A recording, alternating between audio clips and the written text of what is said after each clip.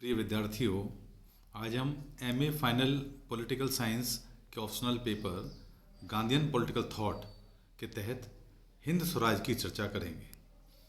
पूर्व के video lectures में हमने गांधी जी के विभिन्न विचारों को जाना। हमने गांधी जी के सत्य, अहिंसा, सत्याग्रह और साधन व साध्य की अवधारणा को विस्तार से समझा। गांधी जी के द्वारा लिखित पुस्तकों का यदि हम अवलोकन करें तो उनकी आत्मकथा के अलावा एक महत्वपूर्ण पुस्तक है जो काफ़ी चर्चित है, जिसका नाम है हिंद स्वराज।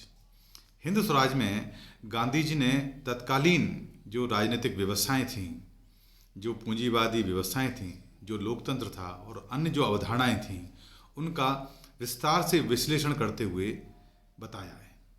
यदि हमें गांधी जी के विभिन्न विचारों को ठीक ढंग से समझना है तो हमें हिंद स्वराज का गहनता के साथ मंथन करना होगा।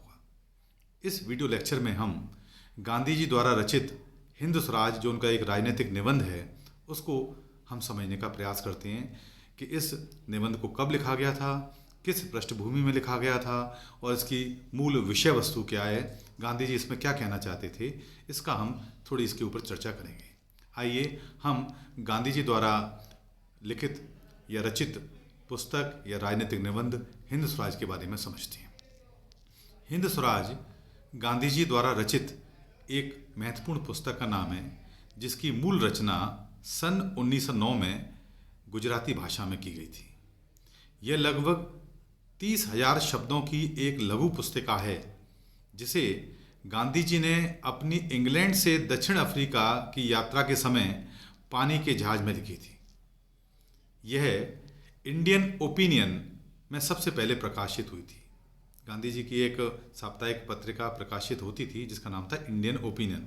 उसमें सबसे पहले ये क्रमशः प्रकाशित हुई थी, जिसे भारत में अंग्रेजों ने यह कहते हुए प्रतिबंधित कर दिया था कि इसमें राजद्रोह घोषित सामग्री है।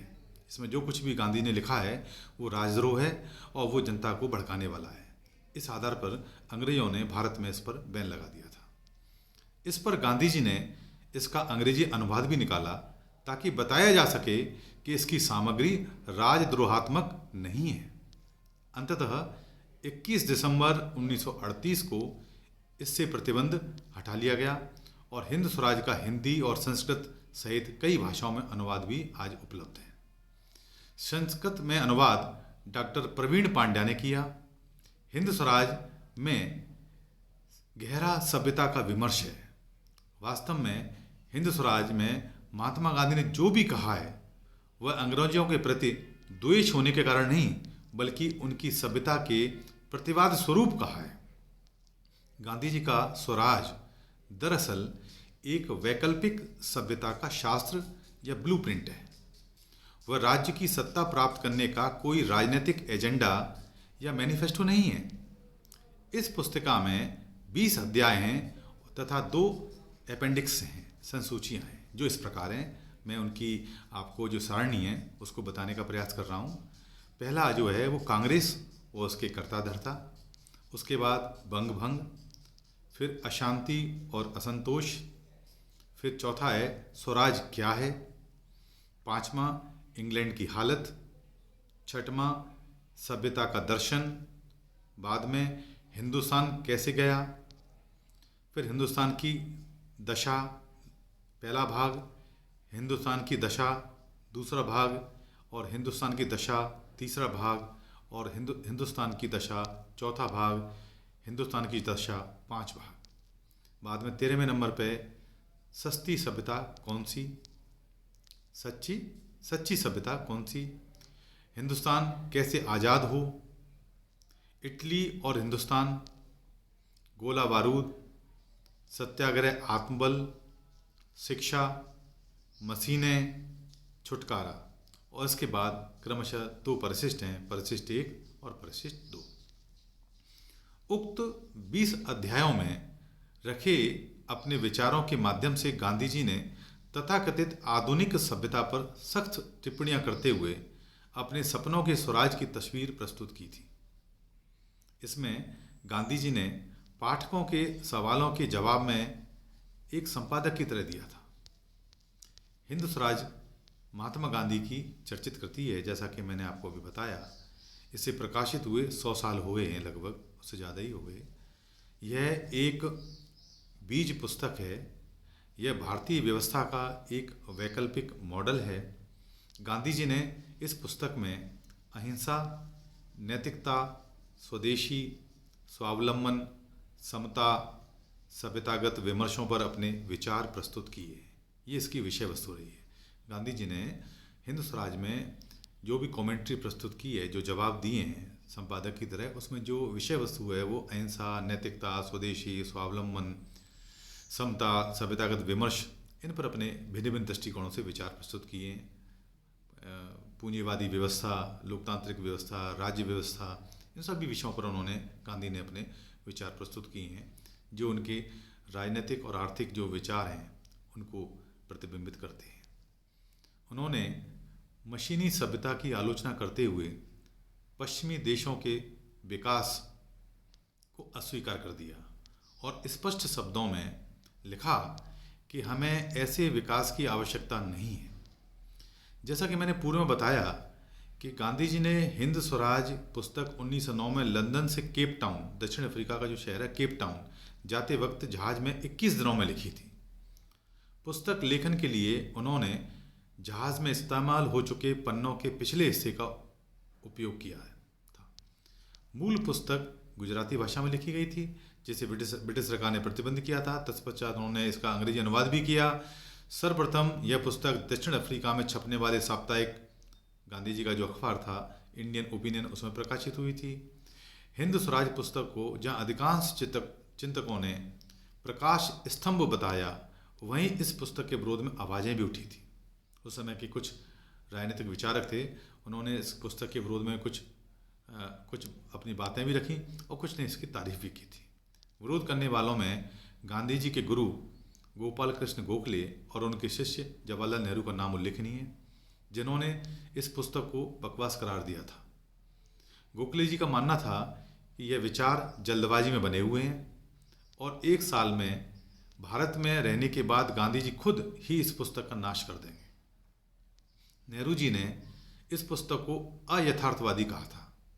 तब गांधी जी ने जवाहरलाल नेहरू को पत्र लिखकर कहा था कि हिंदुस्तान को बदलने के लिए और आज़ाद भारत के नवनिर्माण के लिए हिंद स्वराज प्रासंगिक है, लेकिन मैं इसमें एक परिवर्तन करना चाहूँगा। यह किताब में मैंने प्रजातंत्र को वैश्या कहा है, जबकि अब मैं इसे बांझ कहना पसंद करूँगा या बांध कहना चाहता हूँ। वहीं रूसी चिंतक और उपन्यासकार लियो टॉल्स्टॉय ने हिंद स्वराज को ऐतिहासिक करार देते हुए न केवल भारत बल्कि पूरी मानवता के लिए महत्वपूर्ण बताया। गांधी जी ने पुस्तक प्रकाशन के 30 साल बाद 1938 में नए संस्करण के प्रकाशन पर अपने संदेश में कहा, क्या कहा था? यह पुस्तक अगर आज मुझे फिर से लिखनी हो तो कहीं कहीं मैं इसकी भाषा बदलूंगा, लेकिन इन 30 सालों में मुझे इस पुस्तक में बताए हुए विचारों में फेरबदल करने का कोई भी कारण नहीं मिला। लंदन से दक्षिण अफ्रीका लौटते हुए गांधी ने रास्ते में जो संवाद लिखा और हिंद स्वराज के नाम से छपाया, उसे आज काफ़ी लंबा अरसा बीत चुका है। दक्षिण अफ्रीका के भारतीय लोगों के अधिकारों की रक्षा के लिए सतत लड़ते हुए गांधी जी ने 1909 में लंदन गए थे। वहाँ कई क्रांतिकारी स्वराज प्रेमी भारतीय नवयुवक उनसे मिले। उसने गांधी जी की जो गांधी जी की बातचीत हुई, उसी का सार गांधी जी ने एक काल्पनिक संवाद के रूप में ग्रंथित किया है। इस संवाद में गांधी जी के उस समय के महत्व के सब विचार आ जाते हैं।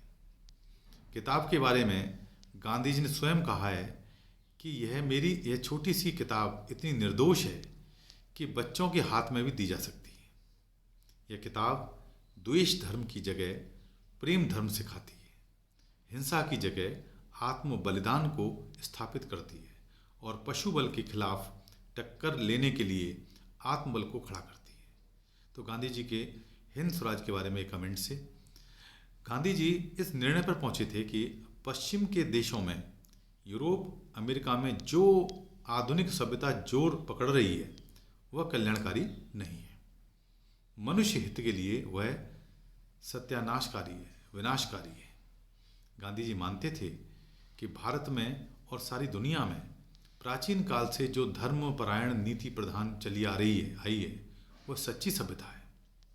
गांधी जी का कहना था कि भारत से केवल अंग्रेजों को और उनके राज्य को हटाने से भारत को अपनी सच्ची सभ्यता का स्वराज नहीं मिलेगा। हम अंग्रेजों को हटा दें और उन्हीं की सभ्यता को और उन्हीं के आदर्शों को स्वीकार करें तो हमारा उद्धार नहीं होगा। हमें अपनी आत्मा को बचाना चाहिए। भारत के पढ़े लिखे लोग पश्चिम के मोह में फंस गए। जो लोग पश्चिम के प्रभाव में नहीं आए वे भारत की धर्मपरायण नैतिक सभ्यता को मानते हैं।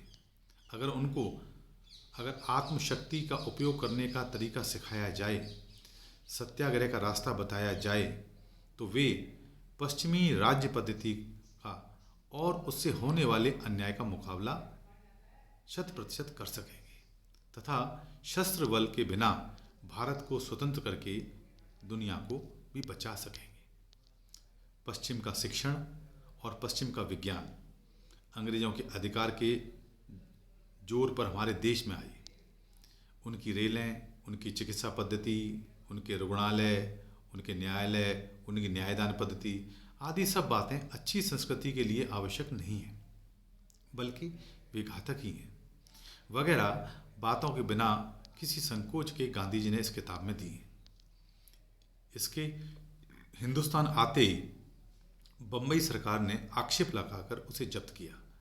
तब गांधी जी ने सोचा कि हिंद स्वराज में मैंने जो लिखा है वह जैसा का वैसा अपने अंग्रेजी जानने वाले मित्रों और टीकाकारों के सामने रखना चाहिए। उन्होंने स्वयं गुजराती हिंद स्वराज का अंग्रेजी अनुवाद किया था, जैसा कि मैंने अभी आपको बताया किन परिस्थितियों में किया था, और उसे छपवाया। उस पर भी बम्बई सरकार ने आक्षेप लगा दी। दक्षिण अफ्रीका का अपना सारा काम पूरा करके सन 1915 में गांधी जी भारत आए पहली बार। उसके बाद सत्याग्रह करने का जब पहला मौका गांधी जी को मिला तब उन्होंने बम्बई सरकार के हुक्म के खिलाफ हिंद स्वराज फिर से छपवा कर प्रकाशित किया। आज यह पुस्तक राज्य में, सारे भारत में और दुनिया में गंभीर विचारकों के बीच ध्यान से पढ़ी जाती है। गांधी जी के प्रति आदर और उनके विचारों के प्रति सहानुभूति रखने वाले दुनिया के बड़े बड़े विचारकों ने हिंद स्वराज के बारे में जो सम्मति प्रकट की है उसका सार श्री महादेव देसाई ने नई आवृत्ति की अपनी सुंदर प्रस्तावना में दिया ही है। अहिंसा का सामर्थ्य, यंत्रवाद का गांधी जी का विरोध और पश्चिमी सभ्यता के बारे में और सत्याग्रह की अंतिम भूमिका के बारे में भी पश्चिम के लोगों ने अपना मतभेद स्पष्ट रूप से व्यक्त किया है। गांधी जी के सारे जीवन कार्य के मूल में जो श्रद्धा काम कर रही थी वह सारी हिंद स्वराज में पाई जाती है। इसलिए गांधी जी के विचार सागर में इस छोटी सी पुस्तक का महत्व असाधारण है। गांधी जी के बताए हुए अहिंसक रास्ते पर चलकर भारत स्वतंत्र हुआ। असहयोग, कानूनों की सविनय अवज्ञा और सत्याग्रह। असहयोग, कानूनों की सविनय अवज्ञा और सत्याग्रह, इन तीनों कदमों की मदद से गांधी जी ने स्वराज का रास्ता तय किया। हम इसे चमत्कारपूर्ण घटना का तीव्र क्रम कह सकते हैं। आशा है इस व्याख्यान से आपको गांधी जी के हिंद स्वराज के बारे में बात स्पष्ट हुई होगी, क्योंकि हिंद स्वराज वो महत्वपूर्ण पुस्तक है जिसके द्वारा पाठकों को गांधी जी के विभिन्न राजनीतिक विचार, लोकतंत्र पर विचार, राज्य पर विचार सारे स्पष्ट हुए होंगे। आगे हम अगले अध्याय को पढ़ेंगे। धन्यवाद।